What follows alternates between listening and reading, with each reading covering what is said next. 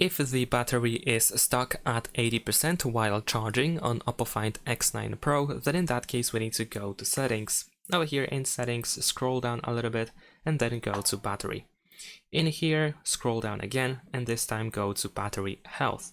And you might have one of these two options enabled that limit charging to 80% or something similar to that. For example, custom charging limit just sets up the limit and you cannot exceed 80, 85, 90, 95%. And if you use smart charging, then the phone can be stuck at 80% until the phone recognizes that you are about to unplug the charger. So this is based on a charging pattern. If you actually have a charging pattern, then of course the phone can pick it up after some time, and based on that information, the phone can limit charging to 80% and then renew charging to charge back to 100% when the phone knows that you are about to unplug the charger. So if you don't want any of these options, then you can turn them off over here. Thanks for watching, leave a like and subscribe.